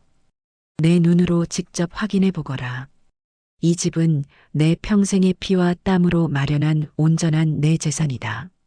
너희는 단 1원도 보탠 적이 없지. 며칠 내로 새로운 주인이 들어올 테니 너희도 이제 너희가 살 길을 알아서 찾아봐라. 내가 너희에게 주는 마지막 선물이다. 아들과 며느리는 망부석처럼 굳어 서류를 내려다볼 뿐 아무도 감히 저를 막지 못했습니다. 저는 현관문을 향해 걸어갔습니다. 뒤에서 아들이 뒤늦게 정신을 차리고 엄마 잘못했어요. 제발, 제가 다 잘못했어요. 제가 평생 잘할게요. 하고 절박하게 부르는 소리가 들려왔지만 저는 단 한 번도 뒤돌아보지 않았습니다. 문을 열고 밖으로 나와 제 손으로 직접 문을 닫았습니다. 철컥하고 둔탁하게 잠기는 문소리와 함께 제 지긋지긋했던 과거와의 인연도 그렇게 완벽하고 영원하게 끊어졌습니다. 그 지옥 같던 집의 현관문을 닫고 나온 순간 저는 수십 년간 제 어깨를 짓누르던 무거운 갑옷을 벗어 던진 듯한 해방감을 느꼈습니다. 문 안쪽에서 아들이 문을 두드리며 절규하는 소리, 며느리가 악을 쓰며 우는 소리가 희미하게 들려왔지만 그 소리들은 더 이상 제 마음에 어떤 파문도 일으키지 못했습니다. 그들은 이미 제 세상 밖의 사람들이었습니다. 저는 엘리베이터 버튼을 누르고 1층에 도착하자마자 조금의 망설임도 없이 아파트 단지를 빠져나왔습니다. 아파트 단지 입구에는 검은색 승용차 한 대가 비상등을 켠 채 저를 기다리고 있었습니다. 제가 미리 연락해둔 제 유일한 핏줄이자 언제나 제 편이었던 딸의 차였습니다. 딸은 차에서 내려 저를 보자마자 눈물을 글썽이며 제 손을 잡았습니다. 엄마 괜찮아? 정말 괜찮은 거야? 저는 아무 말 없이 딸의 손을 마주 잡고 희미하게 웃어 보였습니다. 그 미소 하나로 제 모든 대답을 대신했습니다. 차에 올라타자 딸은 아무것도 묻지 않고 조용히 차를 몰아 고속도로를 향했습니다. 빠르게 스쳐 지나가는 차창 밖 풍경을 보며 저는 제가 평생을 살았던 동네가 한순간에 낯설게 느껴지는 기묘한 감각에 휩싸였습니다. 백미러를 통해 점점 작아지는 아파트의 모습을 보았지만 이상하게도 눈물은 단 한 방울도 나지 않았습니다.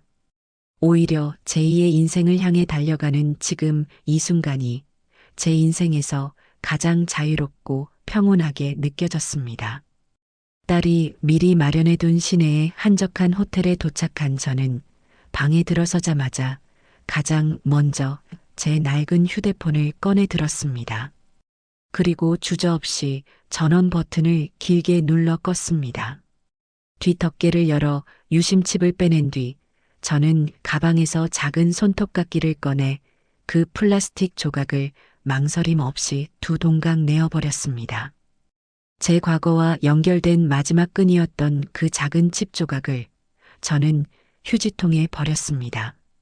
이제 그들의 절규도 가식적인 사과도 비겁한 변명도 더 이상 제게 닿을 수 없었습니다. 다음 날 아침 약속대로 부동산 사장님에게서 전화가 걸려왔습니다. 제 딸의 새 휴대폰으로 걸려온 전화였죠. 아들 내외가 밤새 부동산으로 찾아와 집이 정말 팔린 게 맞냐며 난동을 부렸다는 소식이었습니다. 사장님은 걱정 마십시오. 계약은 법적으로 완벽하게 끝났고 잔금까지 모두 치러졌으니 이제 와서 되돌릴 수 있는 건 아무것도 없습니다. 제가 알아서 잘 처리하겠습니다라며 저를 안심시켰습니다. 그날 오후 저는 딸과 함께 이삿짐 센터에 연락해 제 방에 남아있던 몇 안 되는 짐들을 모두 처분해달라고 요청했습니다. 아들의 낡은 앨범, 빛바랜 가족사진, 그들이 쓰던 값비싼 가구들까지 제 기억 속에서 지워버리고 싶은 모든 것들을요. 단 하나 제 방에 있던 작은 자개장과 제 손때 묻은 옷 몇 가지만은 따로 챙겨 제가 있는 곳으로 붙여달라고 부탁했습니다. 그 자개장은 시집 올 때 친정 어머니가 해주신 제 인생의 유일한 재산 목록 1호였으니까요. 그 무렵 아들과 며느리는 그야말로 패닉 상태에 빠져 있었습니다. 딸을 통해 전해 듣기로 그들은 제가 잠시 화가 나 집을 나갔을 뿐 며칠만 지나면 손주가 보고 싶어서라도 돌아올 것이라고 안일하게 믿었다고 해요. 하지만 며칠이 지나도 제가 모든 연락을 차단한 채 나타나지 않고 급기야 법무법인에서 보낸 주택명도 명령에 대한 내용 증명 등기를 받고 나서야 사태의 심각성을 깨달았다고 합니다. 내용 증명에는 일주일 내로 집을 비우지 않을 시 법적 절차에 따라 강제 집행을 진행할 것이라는 서늘한 문구가 적혀 있었다고 합니다. 그제야 그들은 제 딸에게 미친 듯이 전화를 걸어왔습니다. 아들은 울며불며 내가 잘못했다. 내가 죽일 놈이다. 제발 엄마 어디 계신지만 알려다오. 직접 찾아가서 무릎 꿇고 빌겠다고 애원했고 며느리는 아가씨, 저 정말 이대로 길거리에 나앉게 생겼어요. 서준이는 어떡해요. 제발 한 번만 도와주세요라며 동정심에 호소했다고 합니다. 하지만 제게 모든 진실을 듣고 누구보다 분노하고 있던 딸은 그들의 호소를 냉정하게 잘라냈습니다. 오빠 다시는 나한테 이런 일로 전화하지 마. 엄마한테 어떻게 그런 짓을 하고 이제 와서 용서를 빌어? 오빠는 엄마 아들일지 몰라도 나한테는 엄마를 지옥에 살게 한 공범일 뿐이야. 오빠와 올케가 지금 겪는 고통은 엄마가 수년간 겪었던 고통에 비하면 아무것도 아니야. 뻘 달게 받아.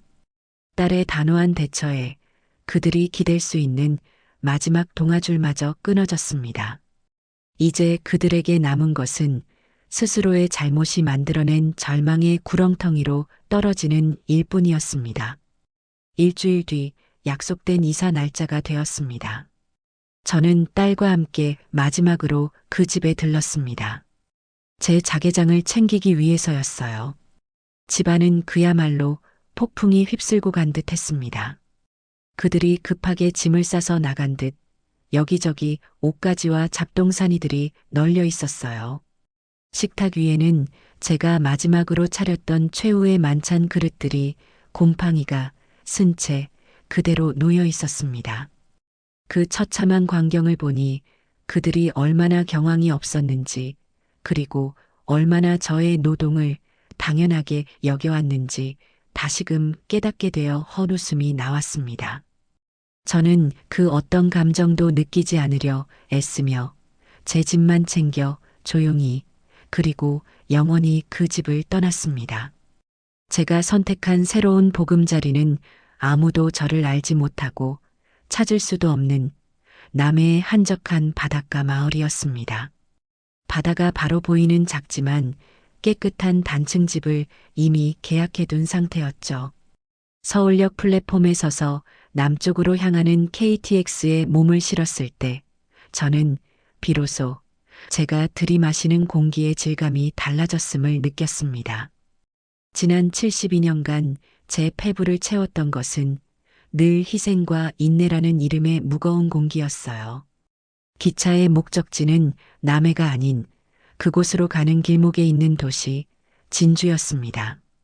기차가 서울의 잿빛 빌딩 숲을 벗어나 초록빛 들판을 달리기 시작했을 때 저는 창밖으로 빠르게 스쳐 지나가는 풍경들을 보며 아주 오랜만에 아이처럼 가슴이 뛰는 것을 느꼈습니다. 2시간이 조금 넘어 진주역에 내려 저는 다시 남해로 향하는 시외버스에 올랐습니다. 낯선 도시의 버스터미널에서 다음 차를 기다리는 동안 제 주변의 모든 것이 새롭게 느껴졌습니다. 구수한 사투리가 오가는 소리, 처음 보는 지역 막걸리, 광고판, 낯선 행선지를 알리는 안내 방송까지. 그 생경함 속에서 저는 제가 과거와 완벽하게 단절된 새로운 공간에 와 있다는 사실을 실감할 수 있었습니다. 버스가 남해대교의 붉은 아치를 건너 섬으로 들어설 때 차창 밖으로 펼쳐지는 윤슬 가득한 바다를 보며 저는 비로소 진짜 제 땅에 발을 디뎠음을 직감했습니다. 제가 계약한 집은 마을에서도 가장 한적한 언덕배기에 자리한 하얀 담장의 작은 단층 집이었습니다. 택시에서 내려 집 앞에 섰을 때 저는 한참이나 그곳을 떠나지 못하고 멍하니 집을 바라보았습니다. 사진으로만 보았던 것보다 훨씬 더 아늑하고 정겨운 모습이었죠. 낡았지만 정갈하게 관리된 외관, 지붕을 타고 흐르는 담쟁이 덩굴, 그리고 마당 한편에 늠름하게 서 있는 가지마다 주홍빛 감이 주렁주렁 열린 커다란 감나무까지, 그 모든 것이 마치 오랫동안 저를 기다려온 것처럼 따뜻하고 살갑게 느껴졌습니다. 이 집은 더 이상 아들 내외의 안락함을 위해 존재하는 공간이 아니었습니다. 오직 저, 이연자 한 사람만을 위한 저의 첫 번째 진짜 내 집이었죠. 묵직한 철제 대문을 열고 안으로 들어서자 가장 먼저 저를 반긴 것은 방치되어 무성하게 자란 잡초들이었습니다. 마당이라기보다는 작은 정글에 가까웠어요. 하지만 제 눈에는 그 잡초들마저 사랑스러워 보였습니다. 그 너머에 펼쳐질 저의 새로운 삶을 위한 제가 직접 가꾸고 일궈나가야 할 희망의 땅처럼 느껴졌기 때문입니다. 집안은 며칠간 비어 있었음에도 불구하고 남향으로 난 커다란 창 덕분에 햇살이 가득 들어와 따뜻하고 밝았습니다. 저는 가방을 내려놓고 거실 한가운데에 한참을 서서 집안 구석구석을 눈에 담았습니다. 아무도 없는 집, 오직 저 하나뿐인 공간. 무섭거나 외롭지 않았습니다. 오히려 수십 년 만에 처음으로 완벽한 자유와 고요한 평화를 느꼈습니다.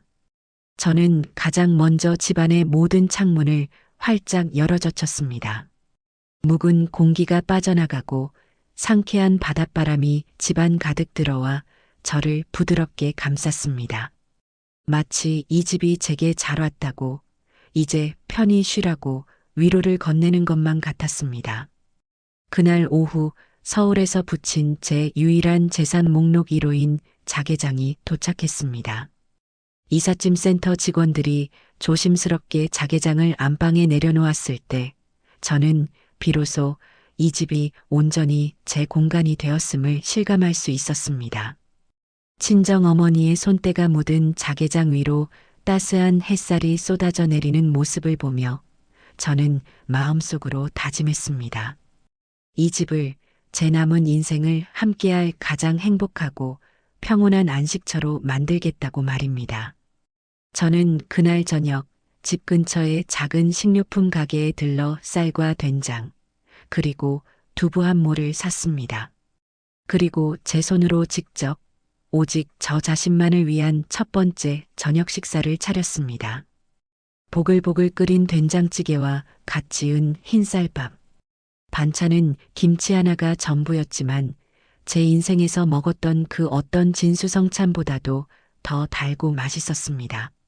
식탁에 앉아 천천히 밥을 씹으며 저는 제가 음식을 통해 처음으로 위로받는다는 느낌을 받았습니다. 다음 날부터 저는 새로운 삶에 뿌리를 내리기 위한 첫 번째 프로젝트에 돌입했습니다. 바로 무성한 잡초로 뒤덮인 마당을 저만의 작은 텃밭으로 가꾸는 일이었습니다.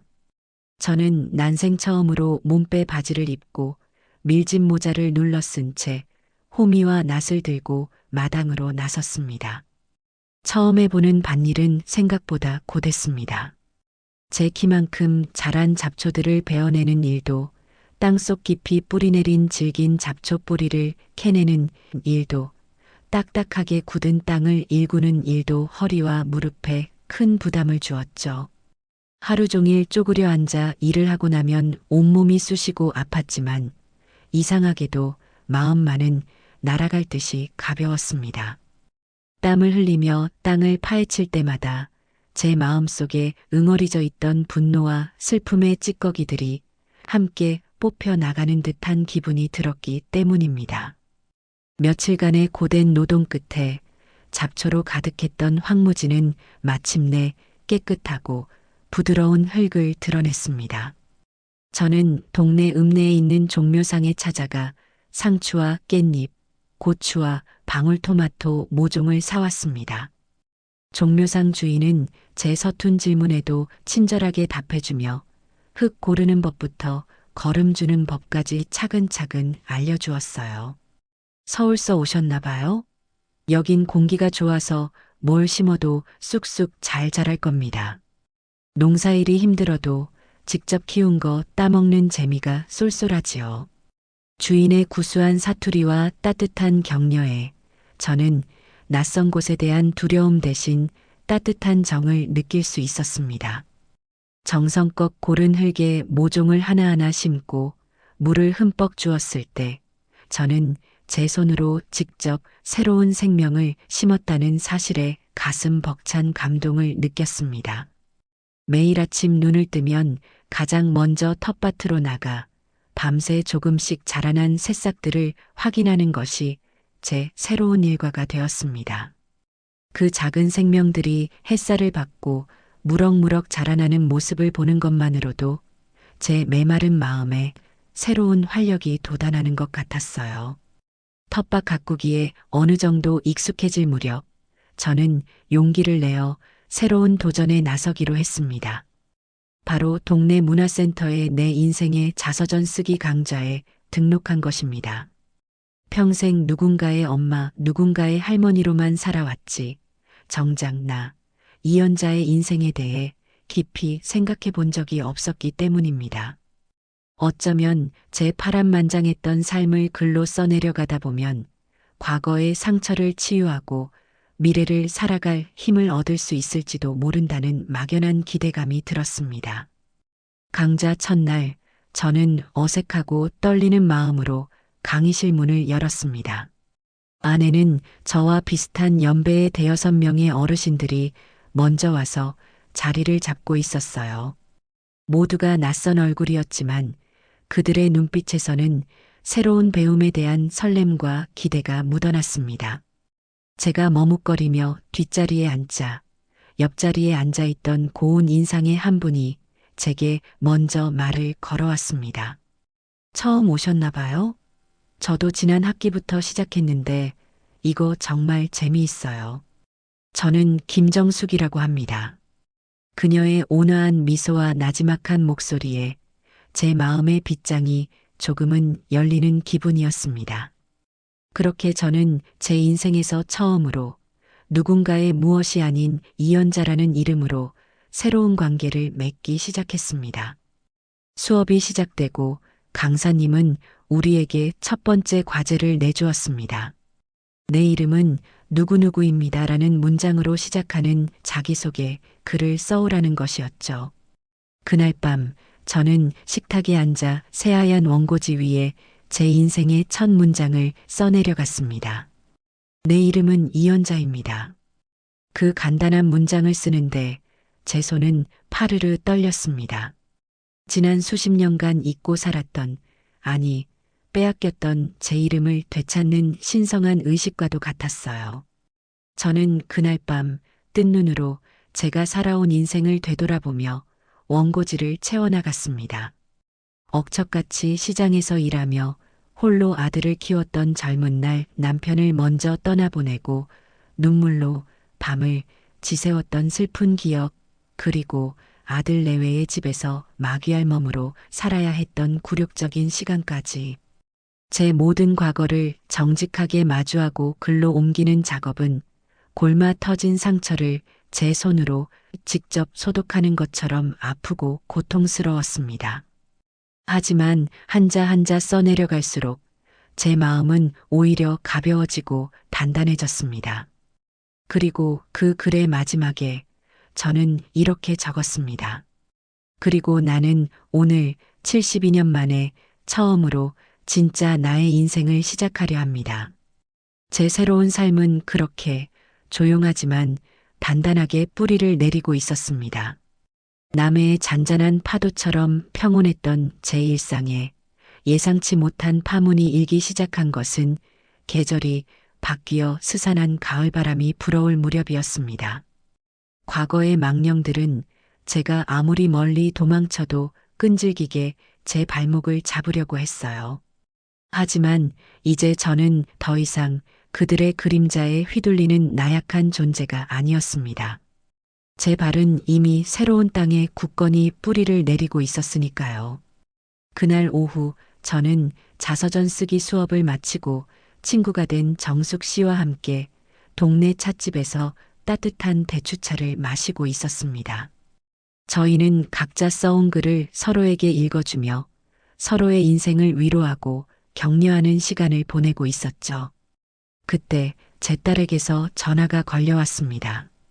딸은 늘 제 평온을 깨뜨릴까봐 조심스러워하며 전화를 걸어왔기에 저는 직감적으로 서울에 무슨 일이 생겼음을 알 수 있었어요. 엄마, 미안해.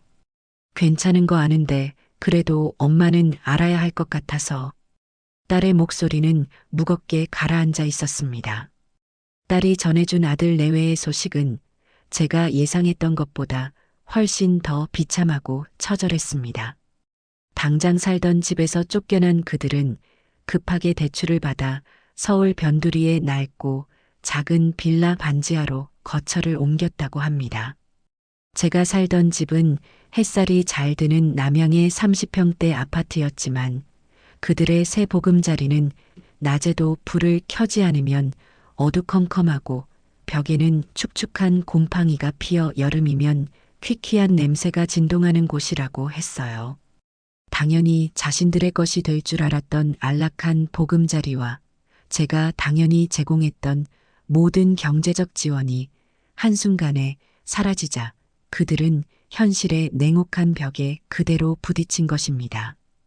아들 우식이는 갑자기 늘어난 대출 이자와 월세, 그리고 예전처럼 마음껏 쓸 수 없게 된 생활비의 압박에 시달리기 시작했습니다.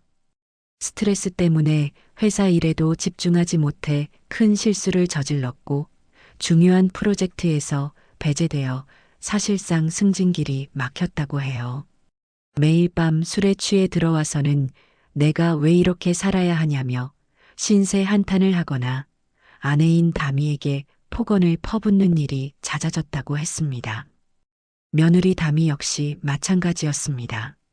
제가 해주던 따뜻한 밥 대신 매일 배달 음식으로 끼니를 때우고 제가 도맡아 하던 육아와 살림이 온전히 자신의 몫이 되자 히스테리가 날로 심해져 갔다고 합니다. 명품 옷과 가방을 사지 못하는 자신의 처지를 비관하며 모든 것을 제 탓으로 돌리고 있었다고 해요. 경제적 압박과 생활의 고단함은 자연스럽게 잦은 다툼으로 이어졌습니다. 딸의 말에 따르면 그들은 서로에게 책임을 떠넘기며 매일같이 싸운다고 했습니다. 이게 다 너가 엄마한테 마귀알몸이라고만 안 했어도 라며 소리 지르는 아들과 그럼 오빠는 뭐 했는데? 옆에서 반감만 했잖아. 오빠가 조금만 똑똑했어도 집 명이라도 미리 받아놨으면 이 꼴은 안 당했을 거 아냐? 라며 악을 쓰는 며느리. 그 지옥 같은 싸움 속에서 손주 서준이는 방구석에 숨어 울고 있기 일쑤라고 했습니다. 딸은 울먹이며 말했어요. 엄마, 어젯밤에는 오빠가 술에 취해서는 올케한테 손까지 올린 것 같아. 서준이가 나한테 전화해서 무섭다고 엉엉 울더라. 내가 정말 어떻게 해야 할지 모르겠어.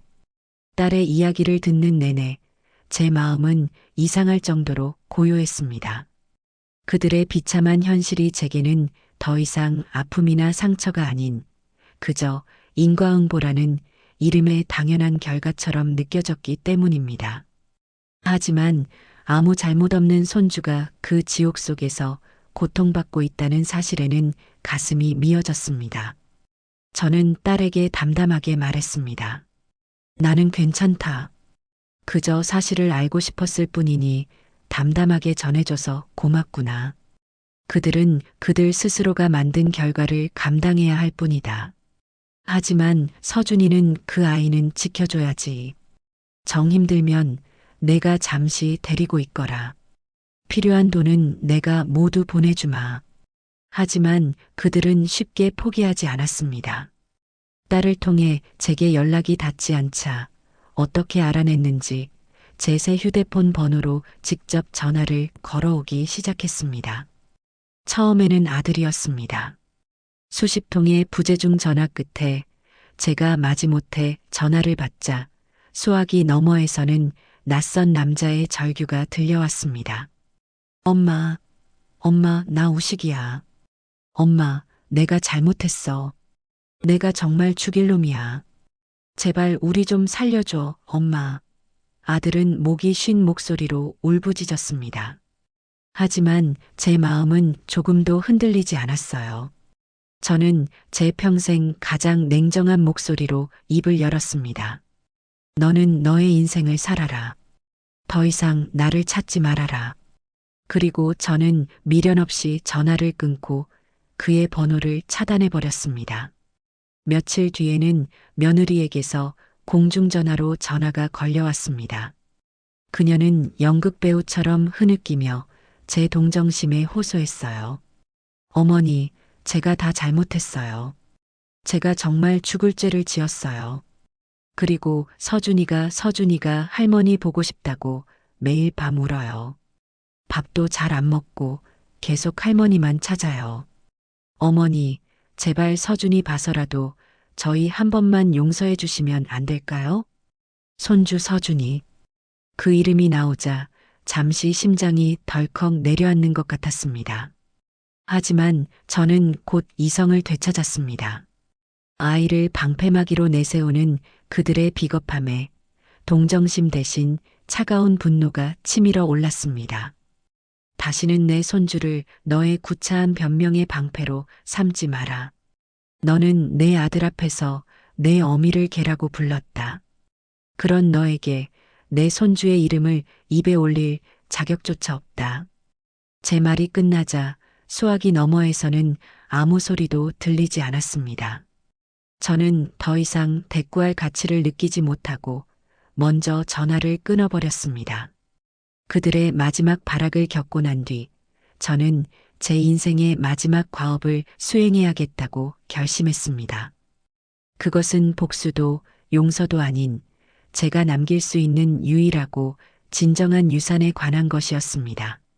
저는 읍내에 있는 법률사무소를 찾아가 변호사 앞에서 제 계획을 설명했습니다. 제 전 재산의 절반을 제 손주 김서준의 이름으로 신탁하고 싶습니다. 제 말에 젊은 변호사는 잠시 놀란 듯 했지만 곧 제 뜻을 이해하고 고개를 끄덕였습니다. 저는 신탁의 조건을 명확하고 단호하게 제시했습니다. 이 신탁 자산은 서준이가 만 25세가 되는 해의 생일 전까지는 그 누구도 심지어 친권자인 제 아들과 며느리라 할지라도 단 1원도 손댈 수 없도록 설정해 주십시오. 오직 서준이의 대학 등록금이나 해외 유학 혹은 자신의 사업을 시작할 때와 같이 아이의 미래를 위한 명확한 목적이 있을 경우에만 변호사님의 관리 감독하에 일부를 사용할 수 있도록 해 주십시오.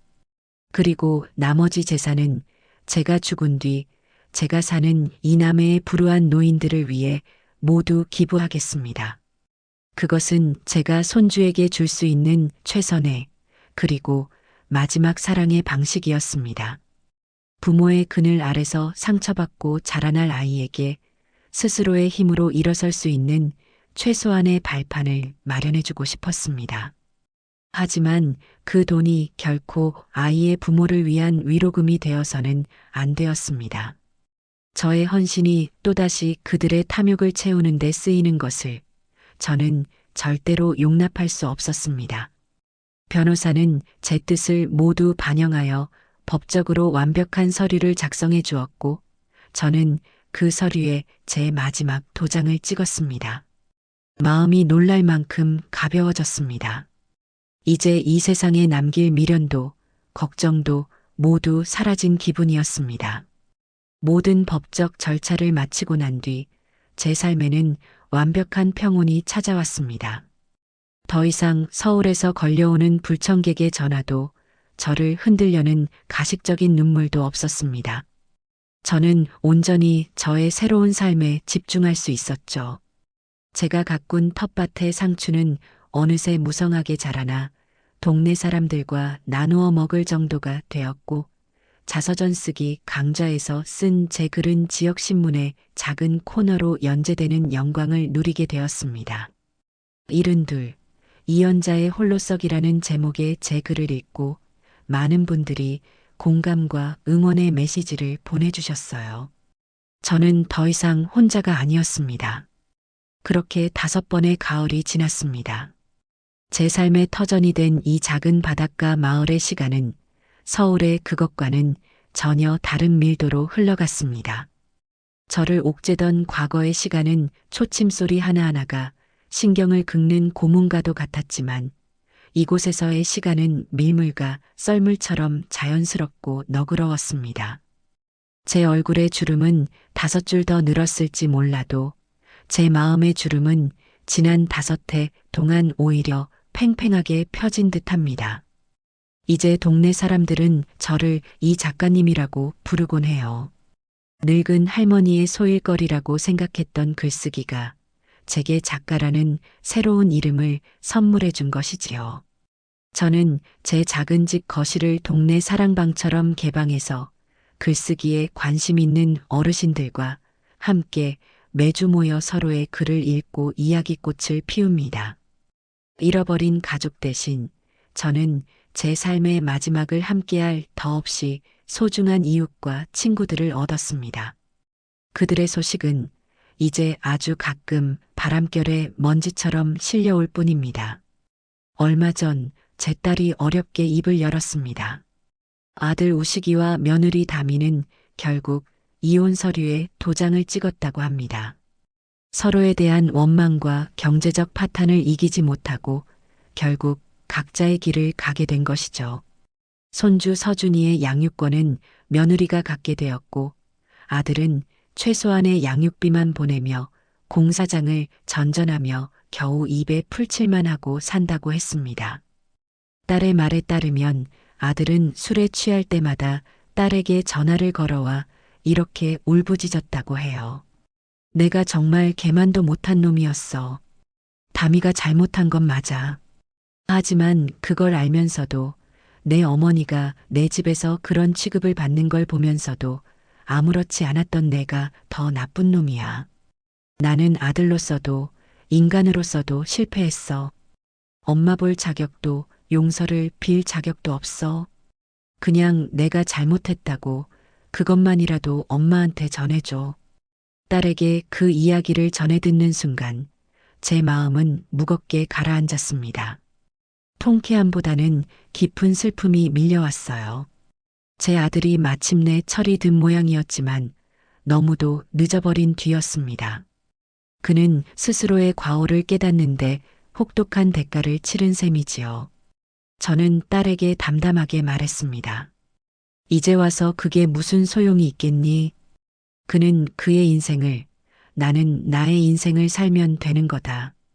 그저 어디서든 자기 몫의 벌을 달게 받으며 부끄럽지 않게 살아가라고만 전해다오. 그것이 제가 아들이라는 존재에게 건넬 수 있는 마지막 말이었습니다. 가장 제 마음에 돌덩이처럼 걸려있던 것은 역시 손주 서준이었습니다. 아이는 어느새 씩씩한 중학생이 되었다고 해요. 고민 끝에 저는 딸에게 한 가지 제안을 했습니다. 제가 아이를 만나러 가겠다고. 단 그 사실을 아들과 며느리는 절대로 알아서는 안 되며, 만남은 오직 딸의 동행하에 제가 사는 곳과 그들이 사는 곳의 중간쯤에 위치한 어느 조용한 공원에서 이루어져야 한다는 조건을 걸었습니다. 약속한 날 저는 난생 처음으로 누군가를 만나러 가기 위해 몇 번이고 옷을 갈아입으며 안절부절 못했습니다. 공원 벤치에 앉아 아이를 기다리는 시간은 제게 영원처럼 길게 느껴졌어요. 멀리서 딸의 손을 잡고 걸어오는 훌쩍 자란 아이의 모습이 보이자 저도 모르게 자리에서 벌떡 일어났습니다. 아이는 제 생각보다 훨씬 더 크고 늠름하게 자라 있었습니다. 하지만 얼굴에는 여전히 옅은 그늘이 어려 있었어요. 아이는 제 앞에 서더니 한참이나 저를 바라보다가 이내 허리를 깊이 숙여 제게 인사를 했습니다. 할머니, 안녕하세요. 저 서준이에요. 그리고 죄송해요. 제가 너무 어렸어요. 정말 죄송합니다. 아이의 진심 어린 사과에 제 눈에서는 저도 모르게 뜨거운 눈물이 흘러내렸습니다. 저는 아이를 힘껏 끌어안았습니다. 아니다, 서준아. 괜찮다. 다 괜찮아. 어른들의 잘못이지 우리 서준이 잘못이 아니야.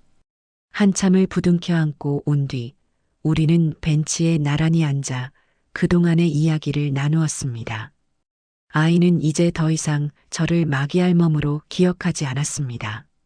힘들 때마다 자신을 위해 모든 것을 바쳤던 할머니를 그리워했다고 말했습니다. 저는 가방에서 미리 준비해온 작은 선물을 꺼냈습니다. 서준이의 이름으로 가입된 교육신탁 증서였습니다. 서준아, 이건 할미가 너에게 주는 마지막 선물이다. 내가 앞으로 살아가면서 너의 꿈을 펼치고 싶을 때 아주 큰 힘이 되어줄 게다. 부디 이 돈으로 너 자신을 위한 멋진 인생을 설계하렴. 그리고 언제나 기억하거라. 너는 세상에서 가장 소중한 존재라는 것을. 아이는 증서를 받아들고 소중하게 품에 안았습니다. 그 모습을 바라보며 저는 비로소 깨달았습니다. 제가 과거의 모든 인연을 끊어낸 것이 아니라는 것을요. 가장 아프고 더러웠던 부분만을 도려내고 가장 소중하고 순수한 연결고리는 새로운 방식으로 이어낸 것이었습니다.